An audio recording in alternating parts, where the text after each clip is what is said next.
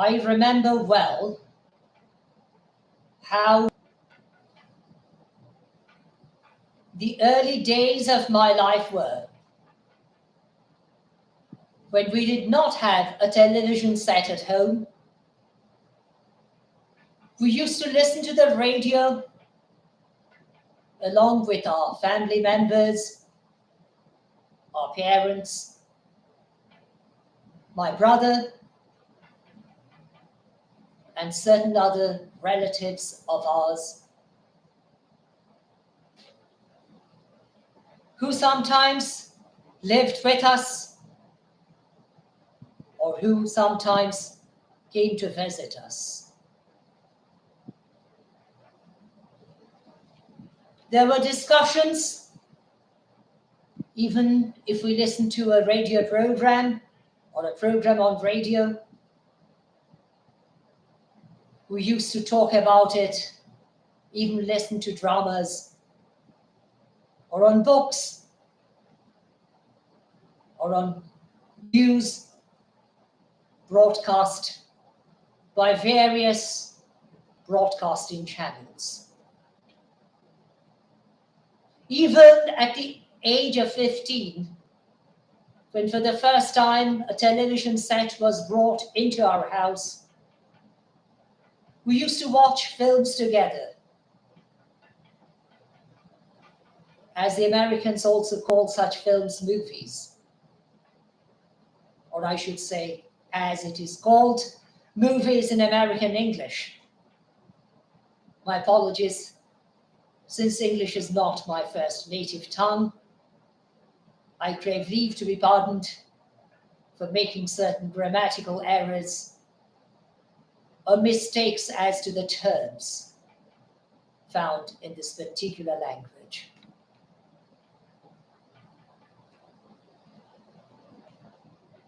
I remember reading a poem, perhaps written with all due sadness, indeed, with somehow thoughts of concern, by a former teacher of mine, who is also a friend of mine in this current age.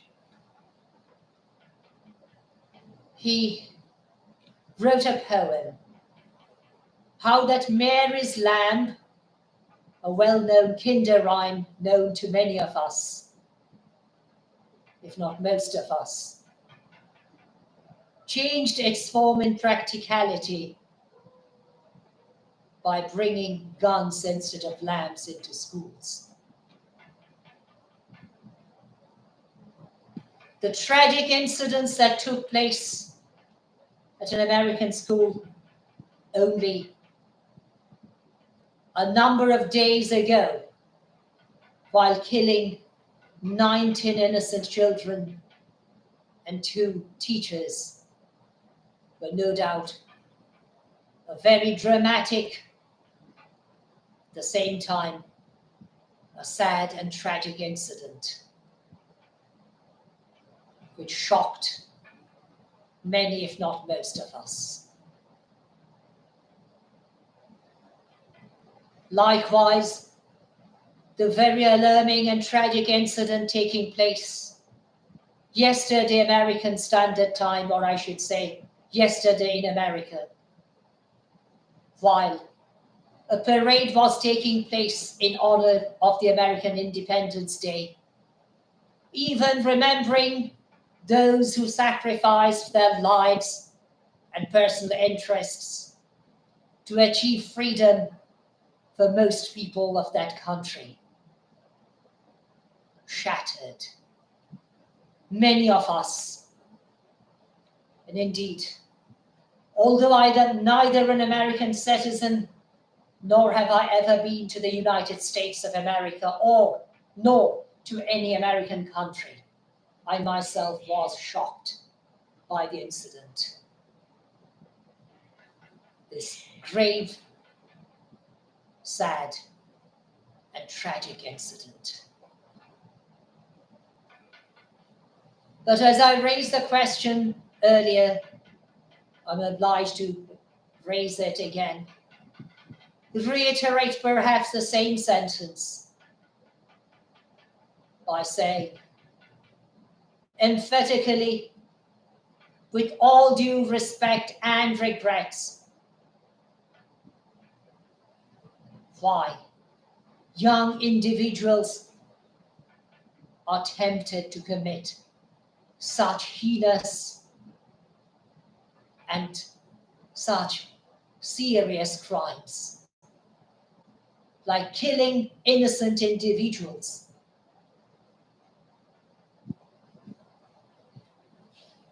Referring to my old days, or I should say my own childhood, boyhood, even the age of my youth, before I left for Europe at the age of 17 years and 18 days. Until then, when I used to reside with my other family members here at Calcutta in India, we were often led to raise the queries why violence prevailed on the minds of other people instead of peace, or I should say why violence prevailed over peace. Because in our family, we appreciated peace rather than violence. Perhaps the doctrines of my late parents, then alive, of course, guided me to some extent, or perhaps even to a considerable extent, to appreciate peace, gentleness, friendliness of others, even global friendliness, universal brotherhood to a certain extent, or even to a certain extent and to a certain stage, if I may use the expression. I attended an English medium school for 3 years at Darjeeling in India between the years 1974 and 1977. At our school, the teaching of Bible, or I should say in our case, for us pupils, learning of Bibles and even setting for Bible tests or examinations was compulsory.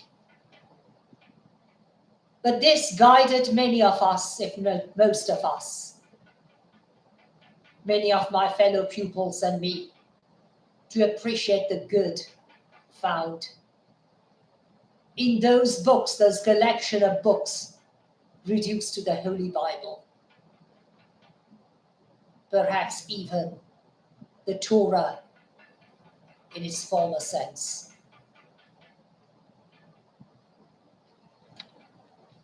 Many of those countries which initially taught Bible as a compulsory subject to their pupils stopped doing so. Today, those young people are often too frequently alienated on their own, only along with certain apparatus,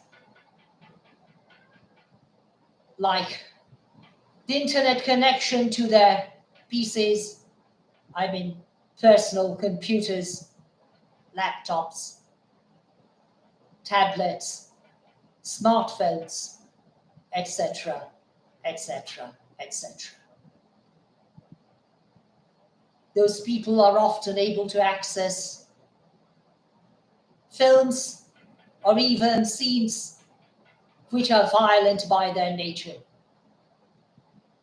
Even too young people can access today's sites which are meant for adults only, showing very distressing scenes even films and movies, or films or movies, which are totally indecent, which are disgraceful by their own nature, which are very shameful to watch in company of others, particularly the elderly generation or even ladies.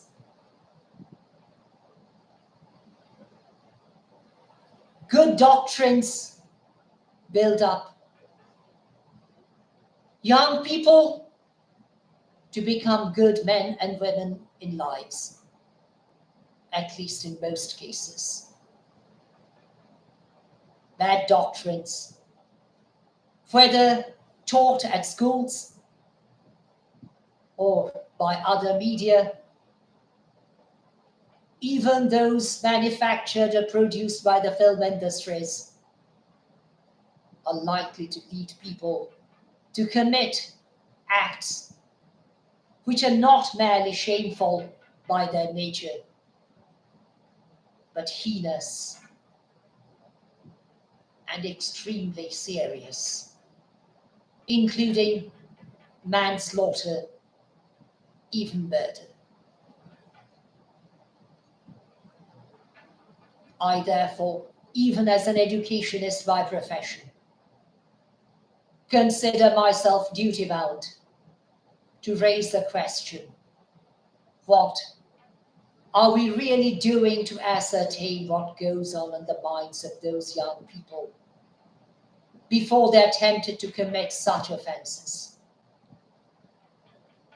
Controlling certain types of activities, even introducing legislations in controlling, or I should say regulating gun laws, may reduce crimes to a certain extent. But I fear to admit such a solution is very unlikely to bring malpractices of killing human beings by other human beings to a total end. Those people who are tempted to commit such serious crimes as manslaughter and murder are likely to find other methods of killing individuals, or even more than a single person, if they're not properly guided from their early childhood. I learned to appreciate peace because the members of my family tried their utmost, their very best to guide me on that path. I, as an educationist, consider it my own duty to guide my pupils, even the students at the university, where I'm scheduled to deliver lectures on occasions, in order to convince them that peace, based upon true integrity, and even more importantly, on global brotherlyhood, including sisterhood, if I may use the expression in speech marks or in inverted commas, ought to be considered not merely something appreciable, but vitally important in our lives, in the lives of our fellow citizens, in the lives of the members of our communities, in the lives of our fellow global citizens, wherever they may be. I reiterate what I said earlier. Freedom of speech is a wonderful thing. And I appreciate when media advocate on the importance of the freedom of speech in order to enhance humanity, in order to ensure natural justice and equity for all, in order to discourage inhumanity, in order to discourage crimes, contrary to natural justice and contrary to equity. But I remain convinced that media freedom ought to be restricted and curtailed in order to ensure that the younger generations are not misled. What we view most certainly play decisive roles on our minds. Many people watching certain horror films became mentally ill. Why should it be so different in the case of films which show violence? Violence against individuals, whether this be in shooting incidents, violence against babies, whether this be in beating them up, violence against children, whether exploiting them or abusing them, violence against youths, whether abusing, exploiting, or mishandling them, violence against women, even domestic violence, and in certain cases, violence against men. A question I ask my own selves and am obliged to ask my fellow global citizens with all due respect and regards. Bidding you the protection of the same Almighty who created all of us, even those victims who were shot dead yesterday in the United States of America, a few days earlier at a school in the same country, a few days earlier at a shopping mall or a supermarket, recently at a shopping center in Denmark, and at many other places in the world. Thanking you in anticipation for your kind understanding. I remain at your service. On this very day, God willing, throughout my life.